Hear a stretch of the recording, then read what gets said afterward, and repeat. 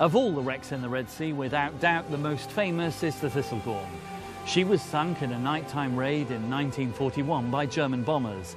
Then in the 1950s, the great master himself, Jacques Cousteau, discovered the wreck thanks to the knowledge of local fishermen.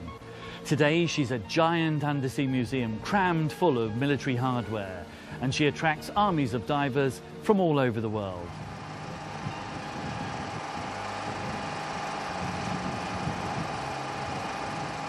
Not surprisingly, the popularity of the Thistlegorm. We are moored with our bow line is moored to the bridge area, yeah, the port side bridge area. So the wreck, if you could see maybe some saw from the top, you can see it, yeah. So our bow line is by the bridge, and that's why we were seeing the funnel area and this corrugated metal area. If you look, like this, like a piece of corrugated metal. This is the former deck that was up here when there was the explosion. It went back. The more experienced dive guides know the story of the Thistlegorm well. For many years, British ships going up and down the Suez Canal were still taking their hats off and making, paying their honors to in this area when they were passing. This wreck was transporting all kinds of war material, as I said this morning, up to the troops of the British troops in North Africa. Today, conditions just north of Shagrok are ideal, though such is the huge attraction of this World War II wreck. She's dived all year round, almost regardless of weather.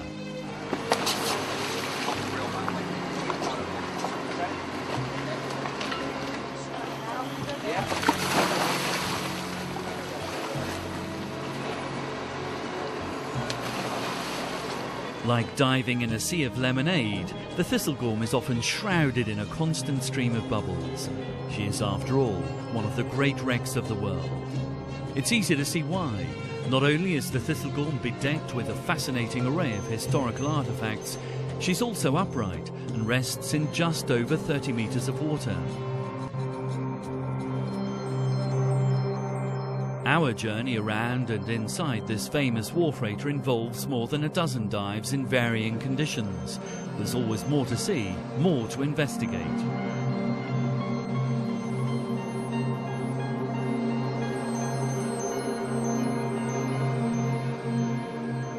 In the sky blue waters of a November morning, the Thistlegorm shows off her massive frame, from the section where she was bombed, moving past the bridge area and over the cargo holds, before finally settling near hold number 1.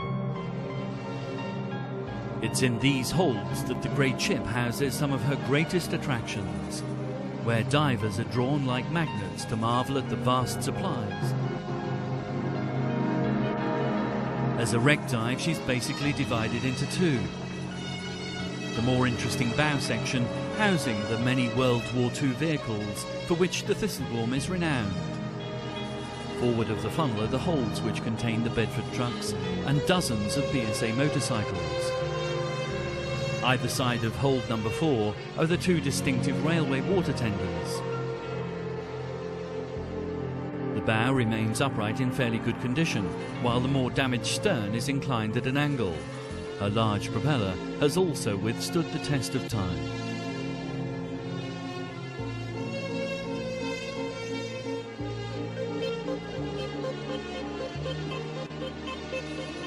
Dropping down onto the stern section is a wreck diver's dream, especially when the visibility is this good. When the pioneering Jacques Cousteau first laid eyes on the Thistlegorm in the early 1950s, he must have marvelled at the sheer scale of discovery and sense of history.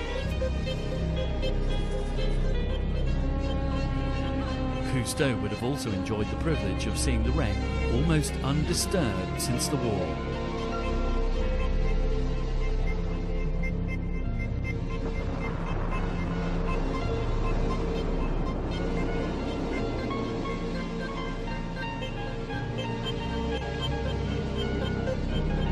His team was the first to see the evidence of how, on a clear night in 1941, amid rumours that the troop ship the Queen Mary was in the vicinity, German bombers instead found the Thistlegorm. She was a sitting duck, the German fighter pilots dropped 2 bombs, which struck hold number 5 with tragic consequences.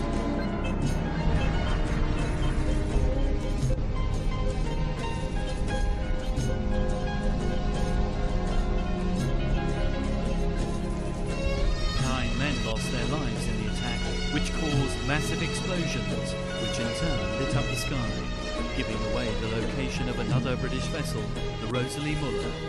She would suffer exactly the same fate, exactly 48 hours later. Whose